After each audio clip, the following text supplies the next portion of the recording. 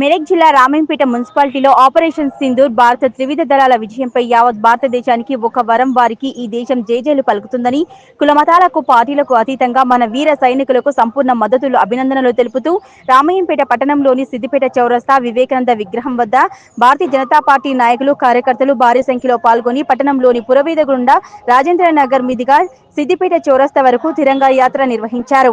ఈ కార్యక్రమంలో భారతీయ జనతా పార్టీ మెదక్ జిల్లా అధ్యక్షులు బాల్దాస్ మల్లేష్ గౌడ్, రాష్ట్ర కౌన్సిల్ సభ్యులు రాగిరాములు, జిల్లా సీనియర్ నాయకులు గడ్డం శ్రీనివాస్, మండల అధ్యక్షులు నవీన్ గౌడ్, పట్టణ అధ్యక్షులు అవినాష్ రెడ్డి, పట్టణ సీనియర్ నాయకులు వెలుముల సిద్ధ రాములు, శంకర్ గౌడ్, ఎల్లాగౌడ్, శశికాంత్, దయానంద్ రెడ్డి, పార్టీ సీనియర్ నాయకులు, కార్యకర్తలు, పట్టణ ప్రజలు తదితరులు పెద్ద సంఖ్యలో పాల్గొన్నారు.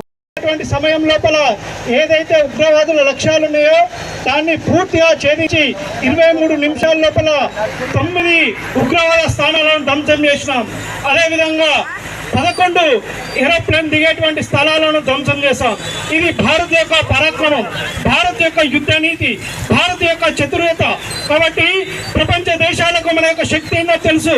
ప్రపంచ దేశాలకు 2 అణుబాంబులు ఉన్నటువంటి దేశాలు యుద్ధం చేసి ఏమవుతుంది అని ఆలోచిస్తున్న తరుణం లోపల మన యొక్క లక్ష్యాన్ని పూర్తి చేసుకొని యథావిధిగా ప్రపంచంలో ఎక్కడ కూడా భారతదేశం నష్టపోకుండా, ఎక్కడ కూడా భారతదేశానికి ఆటంకం కలగకుండా, ఎక్కడ కూడా మన యొక్క రాజనీతి కానీ వ్యాపార నీతి కానీ నష్టం చిల్లిగా ఏర్పడకుండా చూసినటువంటి రాజనీతి మన యొక్క దేశ ప్రధాని నరేంద్ర మోడీ గారి యొక్క ఆలోచన విధానంతో త్రిదళాలు ఏవైతే ఉన్నాయో త్రిదళాల యొక్క శక్తి ఈ రోజు మన యొక్క బ్రహ్మోస్ కావచ్చు, అగ్నిపంత్ కావచ్చు, మిగతా ఏవైతే రాకెట్స్ ఉన్నాయో ఆ రాకెట్స్ యొక్క పనితీరును రామాయణపేట పట్టణంలో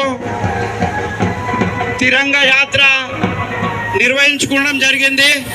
ఈ యొక్క యాత్రలో పాల్గొన్న అందరికీ కూడా పేరు పేరున పాదాభివందనాలు చేసుకుంటూ, మరి ప్రధాని నరేంద్ర మోడీ గారు మొట్టమొదటిగా ఆయన ప్రధానమంత్రి కాగానే ఆయన దృష్టి అంతా మన దేశ సైనికుల పైన పెట్టడం జరిగింది.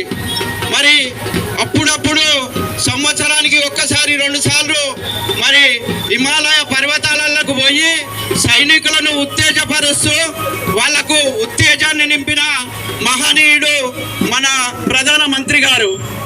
మరి గత చాలా సంవత్సరాల నుంచి కూడా పాకిస్తాన్ గుండాలు, పాకిస్తాన్ టెర్రరిస్టులు మరి మన యొక్క భారతదేశం పైన ఎన్నో కుట్రలు పంపుతూ మన హిందూ మతాన్ని కానీ భారతదేశ చరిత్రను చెడుపాలని ఎన్నో ప్రయత్నాలు చేసిరు. ఆ కుక్కలు ఎన్ని ప్రయత్నాలు చేసి గతంలో ఎప్పుడు కూడా జరగనటువంటి ఒక ఉగ్రదాడి, భార్య ముందు, తల్లి ముందు, చెల్లి ముందు పురుషులను, అక్కడికి వెళ్ళినటువంటి పర్యాటకులను బట్టలు విప్పి ఏ కులం అని అడిగి, ఏ పేరు అడిగి, ఏ మతం అని అడిగి కూడా మరీ చంపడం జరిగింది. ఇంత దారుణమైనటువంటి ఉగ్రదాడి ఎప్పుడు కూడా జరగలేదు. దానికి ధీటుగానే నరేంద్ర మోడీ గారు త్రివిధ దళాలను ఏకం చేసి వాళ్ళందరికీ కూడా స్వేచ్ఛనివ్వడం జరిగింది. ఆ స్వేచ్ఛనివ్వడం వలన కేవలం 22 నిమిషాల లోపలనే 22 నిమిషాల లోపల 9 ఉగ్ర స్థానాలను మట్టు పెట్టడం జరిగింది. అప్పుడు పాకిస్తాన్ దేహి అని కాళ్ళ బేరానికి రావడం జరిగింది. ఎవరో చెప్తున్నారు ట్రంప్ చెప్తే ఆగిందని, వీడి చెప్తే ఆగింది, కోసిగాడి చెప్తే ఆగింది, గొంగడిగాడి చెప్తే ఆగిందని కాదు. ఎవడు చెప్పలేడు. పాకిస్తాన్ కాళ్ళ బేరానికి వచ్చింది, దేహి అని వచ్చింది, శరణం అని వచ్చింది. అందుగురించే అన్ని పరిస్థితులను, ఇందాక పెద్దలు చెప్పినట్టు అన్ని పరిస్థితులను కూడా ఆలోచించి ఇది ఆగలేదు, ఆగబోదు, ఇది కానీ ఒక ఉడకలేదు.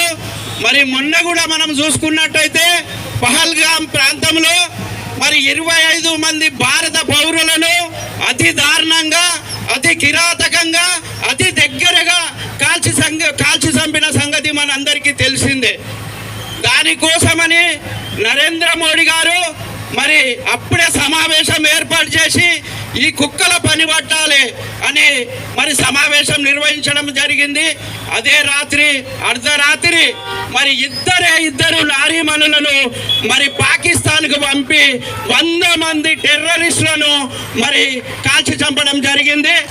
మరి వాళ్ళు ఒక ఇద్దరు నారీమణులు మరి నారీమణులకు కూడా ఆపరేషన్ సింధూర్ అని పెట్టడం ఎందుకంటే మన దేశ మహిళల యొక్క బొట్టును చెడగొట్టిరు కాబట్టి ఒక మంచి పేరు సెలక్షన్ చేసి మరి ఆపరేషన్ సింధూర్ అనే పేరు పెట్టి మరి పాకిస్తాన్కు పంపి ఆ కుక్కలనందరి కూడా కాల్చి రావడం జరిగింది.